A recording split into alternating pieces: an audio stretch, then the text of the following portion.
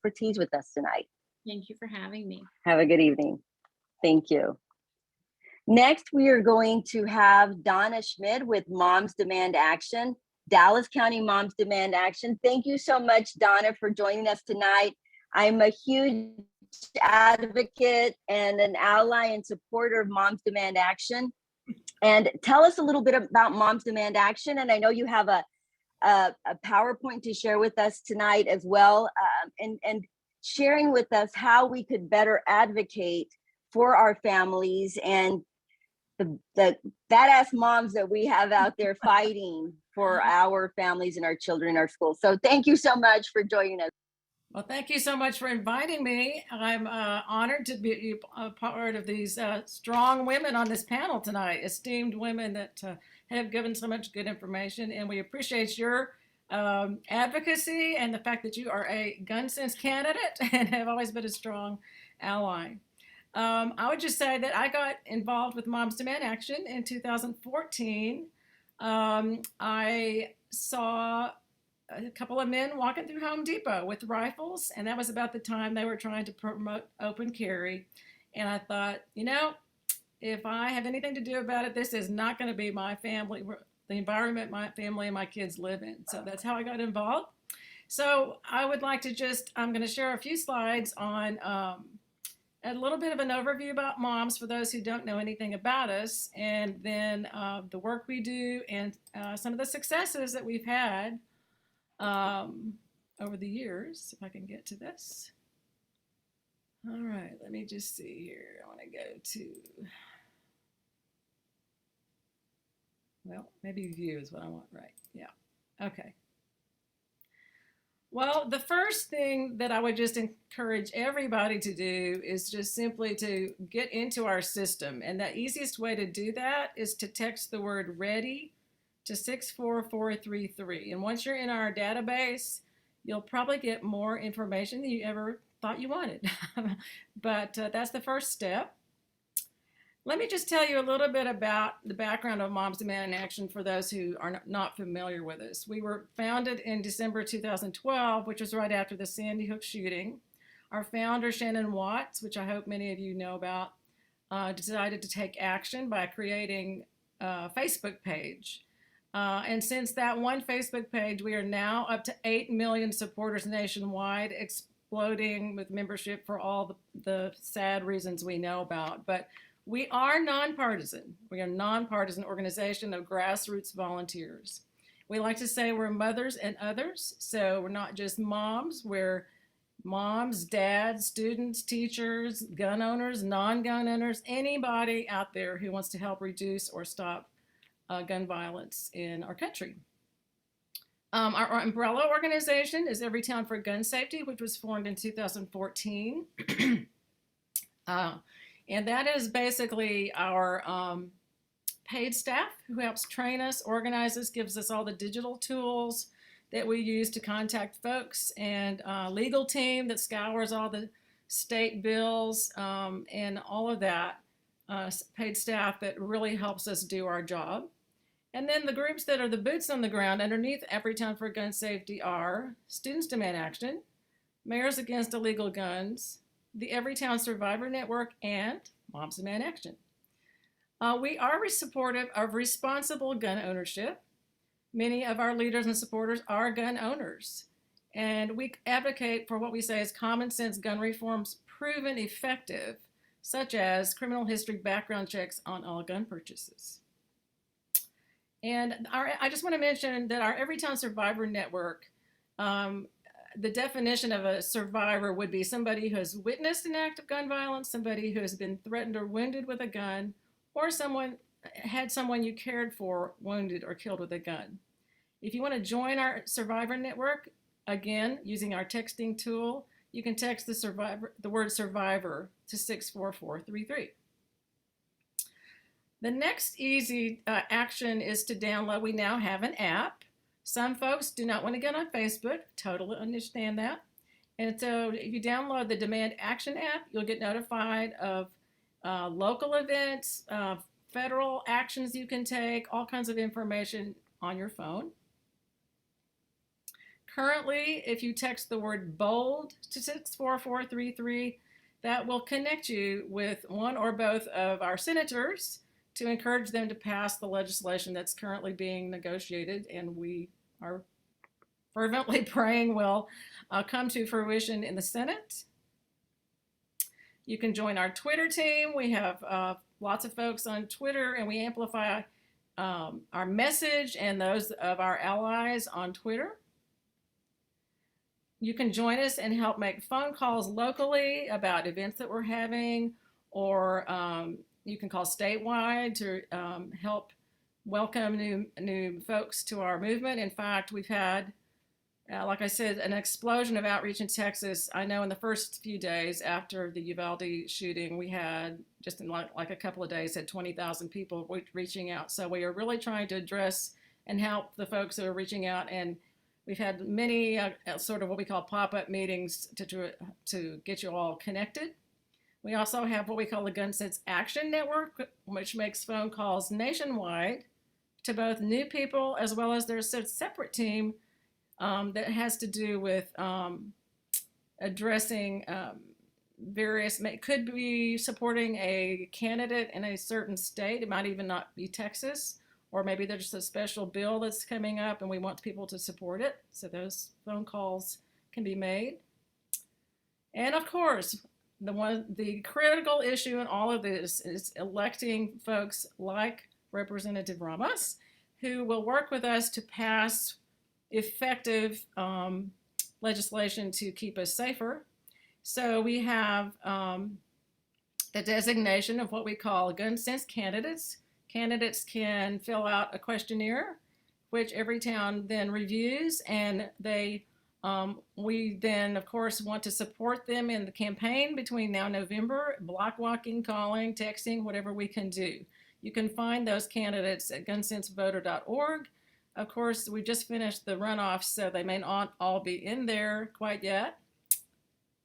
Then a really important thing connected to school safety is our public safety campaign called Be Smart for Kids. The word SMART becomes an acronym to remember important behaviors to have around firearms. S is for securing guns, meaning unloading them and locking them up separately from ammunition. M for modeling responsible behavior around guns. A lot of people just don't think about this. When your kids go to somebody else's home, ask them, are your firearms secured, locked away? Then R, recognizing the role of guns in suicide. Huge, critical factor here. The risk of suicide is anywhere from 3 to 10 times higher in a home with a firearm. For instance, especially with depressed teens, the risk is up to 10 times more when there's a firearm in the home. And T, just for tell other people about this idea of secure storage. So what you can do is get trained on how to have these conversations. We do free 20-minute presentations for adults. It's not a child, it's focused to adults and not for children, because the adults are storing the firearms. This is all about originally or primarily preventing unintentional shootings of children because they've accessed the firearm in the home or a car. So, and we know also that thefts of firearms from cars have become crime guns, and they're obviously just left unsecured in a vehicle. And then, of course, preventing, like I said, the suicides that result with an unsecured gun. The next training for anybody who wants to be trained in our Be Smart public safety campaign is on June 21st at 6:30. All you have to do is go to besmartforkids.org or Be Smart Trainings. If you just Google that, you can find that link. The school safety, like I said, is completely factored in. All of this factors into school safety because we know 80% of the time a minor with a firearm on school grounds has obtained the firearm from their home or from a friend's home or a relative's home. So we are now going to school districts to encourage school districts to pass secure storage resolutions. Houston has passed one and sent home information about just stating the law in Texas, the CAP law, Child Access Prevention Law. And we are hopeful that Dallas ISD will pass a resolution this summer possibly in August. We have been in conversation with them and have been trying to advance that school secure storage resolution. You can also go to your school district. Every school district has the School Health Advisory Council made up of staff, community members, parents. You can look into being on that council or trying to usher through a resolution through we call it the SHAC, School Health Advisory Council. And then, of course, students in the school can be part of our Students Demand Action groups, and it's always very helpful to help. In Houston, that's the way they ushered it through with the students group. During the summer, we're going to have a summer action series, which you can sign up for. I think the easiest way to get all of this information from me is to just simply go to this email address, and I can send you a volunteer interest form and all the information I've mentioned so far. And I think that's all my slides. Let me get out of this and then just tell you a little bit about, see if I can get out. Okay. All right, I'm going to stop sharing. And then I just wanted to say now, with all of those buckets of work, some of the ways that we've seen success over the last almost 10 years, 9.5 years that we've been in existence. So at the federal level, like I said, we are up to over 8 million supporters nationwide. We have about 450 Students Demand Action groups. We felt like we were instrumental in electing one of the strongest gun safety administrations ever in this country, obviously.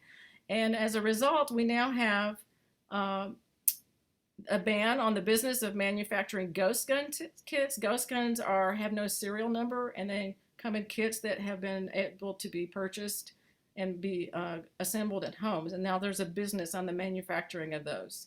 There's now $5 billion in the Build Back Better bill that invests in violence interruption programs. We have executive actions now on suicide, including strategies for suicide prevention in veterans. And now $50 million has been budgeted for the CDC to improve data collection. And then in our election works, in 2021, we had 100,000 campaign actions. We had 550 general election gun sense candidate distinctions with 18 moms nationwide put in also with those distinctions.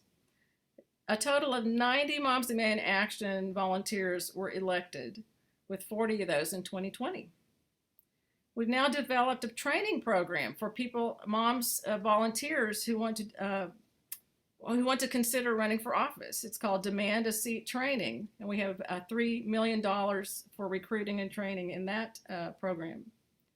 We've also added down ballot races into our gun sense candidate, including those folks with the same distinctions that they can achieve. With our secure storage program, we now have at least, I don't know what it is now because this is for 2021, but we have 2 million student households that have received information about secure storage from their school districts, 18 hospitals doing the training about secure storage, and 15 law enforcement agencies using the same messages. In Texas, we feel like we are now a known presence. Well, they know we are here and that we're paying attention. And I can just tell you about the growth really quickly. In 2015, for our Advocacy Day, in 2015, we had 25 women there. In 2017, we had 225 women. Well, I shouldn't just say women, folks, volunteers there. In 2019, we had 370. And I was not able to find, since we were online in 2021, what the numbers would have been there. In Dallas, we have partnered with Dallas community partners such as Genesis Women's Shelter and Family Place to develop a court observer program in the protective order courts to ensure that domestic abusers are asked to relinquish their firearms.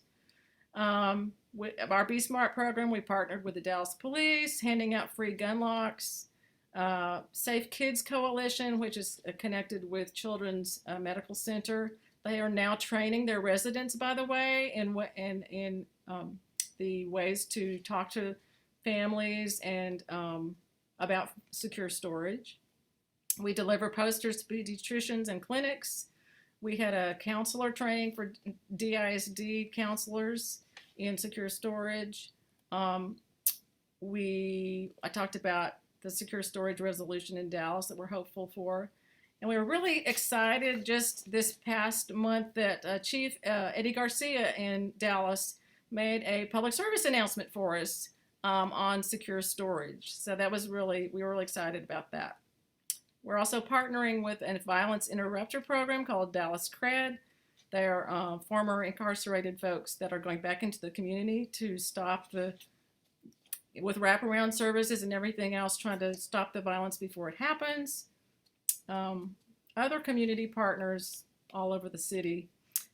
So the plans for the future are, of course, to, number one, elect more gun sense candidates that can help us change things to make us all safer.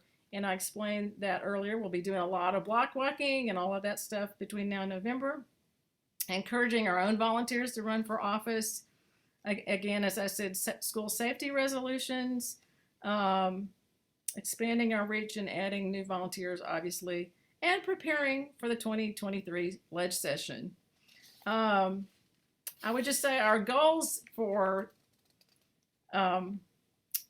ally lawmakers would be in Texas to repeal permitless carry, to expand background checks so we have background checks on all gun purchases, red flag laws, regulate assault-style weapons and large-capacity magazines, and to raise the age to purchase a gun to 21. And that's very quickly, in a nutshell, about moms and the work we're doing and what we hope to be able to do in the coming days and weeks and years. We know it is a marathon and not a sprint, so we just keep going.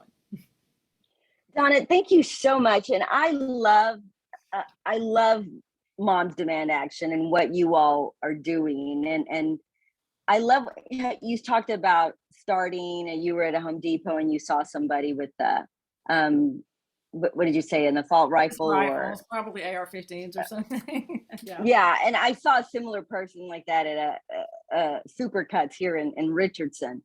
And what I love about moms and meeting the moms when I ran the first time is that none of the individuals that I met were experts in policy making or lobbyists, or they that was not their universe, and that isn't that they're truly organic, which is what our campaign was. But they were truly just your neighbor, the PTA member, the church member who said, I don't want guns in my school. I don't want the assault rifles, in the grocery store or whatever. And that mom was able to organize these individuals that had one passion, which is to keep their families and their children safe and themselves, right? And organizing around safety for their families. Yes, definitely. I think it's just so brilliant when you get the passionate community, the individuals in the community to really push forward with that passion. But one of the things that you also mentioned is one of the priorities and goals is to elect gun sense candidates. And is it true that Moms Demand Action as an organization does not oppose guns overall? Right. No, like I said, many of our own volunteers and leaders are gun owners, who we know the majority of gun owners support things like background checks on all gun purchases. And we are finding, particularly in the last couple of weeks, that I literally got a call yesterday from somebody I know that probably doesn't vote the same way I do normally. And she said, I've got to get off the sidelines. I just can't sit here anymore. And I will probably be voting for somebody that I haven't voted for in the past, because this is too much, So we are, anybody, if there's a Republican, a Democrat, an independent, gun owners, non-gun owners, we that support and want to reduce and stop gun violence, we're welcoming anybody. Yeah. Yeah, and I think a lot of times people want, I guess, lies, right? Misinformation that they're anti-gun, and the truth is, it's about sensible gun ownership, right? It's about stopping the gun death, responsible gun ownership, and ensuring that those who have them should follow certain safety precautions to be able to obtain these guns and do it in a safe way where we're not endangering or exposing our children to such harm. And one of the things that you mentioned, and I'm glad that Chief Garcia has supported you all, but the secure storage, you mentioned that it's important for parents, or parents should have those conversations when their children go to other children's homes, if they're gun owners and if their guns are safely stored. And honestly, I never knew that until I spoke with the parent in our community in terms of that actually having to be a conversation these days. Because when my children grew up, when I grew up, those weren't conversations that my parents had with my friends' parents, or that I even had with my children. And my youngest is 22. I didn't have to have those conversations with his friends' parents if they had guns and if they were stored. But one parent in our community said, when he told me that, I can't send my kid off to anywhere because I got to make sure if the parents have guns and if they're stored. And then another parent told me about it. I was like, oh my gosh, that's a thing. We've made that a thing now. Yeah. That as parents, those are conversations we need to have with other parents. Right. And we do also have the conversation, the gun owners that we speak with many times will say, well, I need to access my firearm quickly. And we tell them and show them that so many different types of storage that are available now, whether it's biometric, fingerprint that pops it open really fast, a code. And so people don't need to be concerned about that. I mean, as easy as you make it for yourself to access, you're making it just as easy for your children or thefts to happen and that sort of thing. So it's just so with the technology now, that really should be sort of a moot point, the quick access and that sort of thing. So absolutely. And I want to commend you all in your organization. You talked about the stats of serving as witnesses or going to speak on or against certain bills here, especially at the Texas legislature and the Texas Capitol. And it increased from 25 to 370, probably more. And I can tell you as definitely a huge advocate and an ally, whenever there were any bills, one of the primary things that I do is I look at the witnesses who came to testify before I vote on any bill. We are providing at some point later, we're going to do a workshop to show the community how to do this themselves. But before I would vote on a bill, we get reports on who came to testify on a bill, who came to testify against a bill, and who came to testify for a bill. And it was always such a delight to see the times that Moms Demand Action came, the witnesses that they sent, the individuals they sent to testify.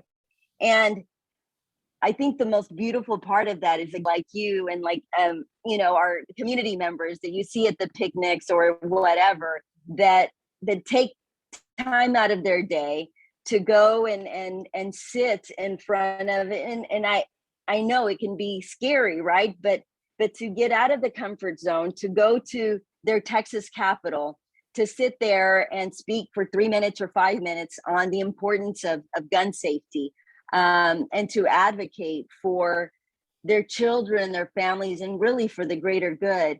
I got to give it to Moms Demand Action and how they've been able to really mobilize and organize and get these individuals out there, moms, dads, kids, even out there to really advocate and to give us your words and put us on notice too, because what that says to us is you're watching us. And you're going to hold us accountable. And I love that. There's so much value to that, that's how we're going to make these changes. Yeah, even when the hearing is scheduled at like what, 12 to 5 a.m.? Yeah. And yes. And by design, right? So that Uh-huh. people could get tired and go Yes. home. But yeah, it was, this past session was super bananas. And I was looking at the permitless care you mentioned, and the different amendments. We filed at least 22 amendments, probably even more, but that actually got heard.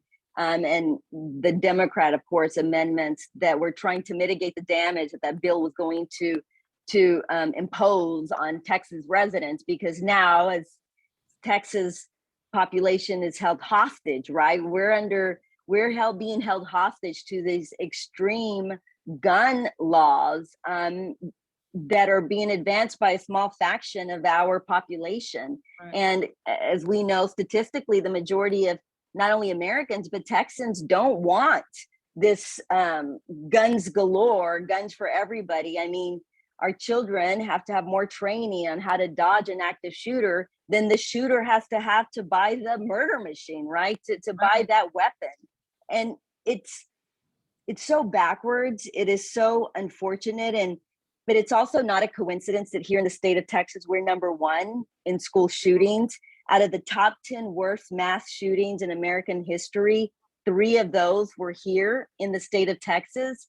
And there's a statistic that said since Sandy Hook, about 10 years ago, there's been over 900 shootings on school grounds, which equates to 90 a year and on average 2 a week in our country. And if anybody wants to, on that besmartforkids.org website, we have 2 separate maps. One is all the instances of gunfire on school grounds. You can see that by year, by state, and all that. And then we also have unintentional shootings, same thing, pinpointed on a map by state, and you can download the data there for those two items, if anybody's interested in looking at that. Yes, Moms Demand Action Every Town. Is it Every Town? For gun safety. Mm-hmm. For gun safety has very impressive statistics on there. I get a lot of information and resources from there.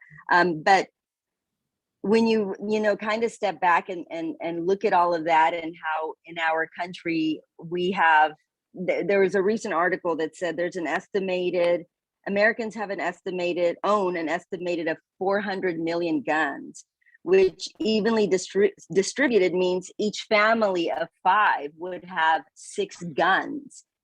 That is very, very disturbing, that we have access to more guns than we do have access to health care, right? I mean, you need more training in Texas to cut hair and to do somebody's nails than you do to buy an assault rifle. Yeah, I was maybe more or less the number than the fact that what percentage of those gun owners have actually been trained in how to operate it, what the laws are to carry it around, and all of that. Because in a state like Texas, with permitless carry,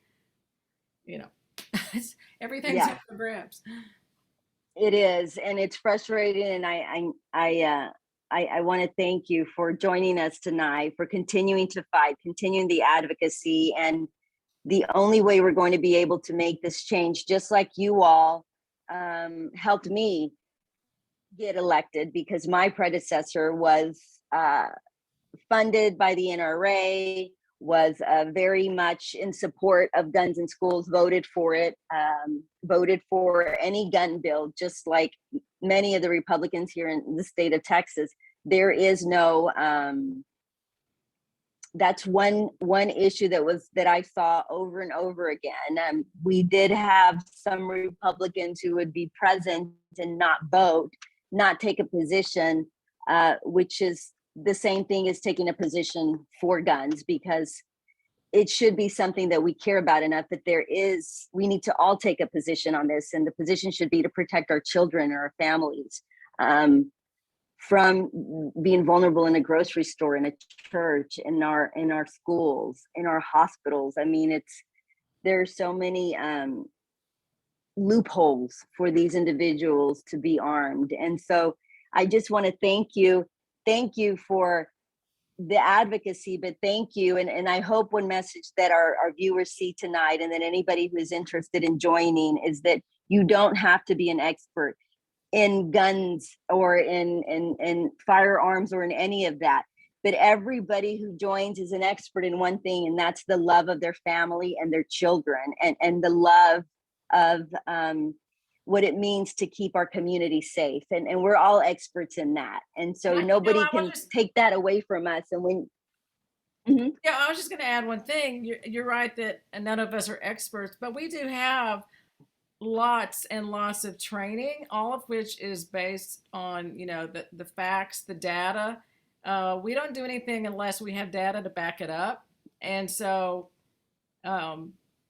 there's that. I mean, I feel like I have access to so many resources because of the structure of Moms, to the data and the facts and the laws and all the things that we really need to know before we start having the conversation with people, so that we are knowledgeable. Not an expert, but at least knowledgeable in some form or fashion.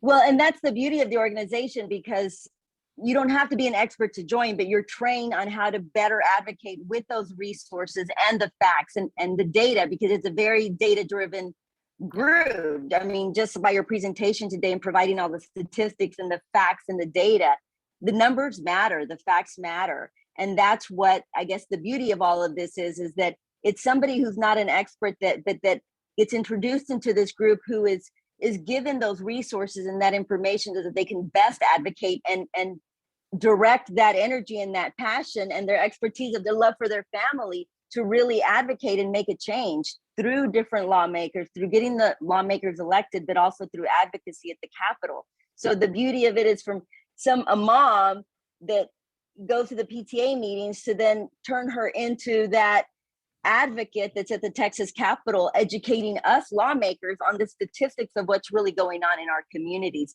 That's where the power lies, I think, in the troops that Moms Demand Action has been able to organize. And so, yeah, I think that's just, very few organizations are able to do that. And when you get the everyday community person, giving them that power to advocate, I think that changes the world. I truly believe that changes the world, and that's what we need to do. But that's what Moms Demand Action has done all over the country.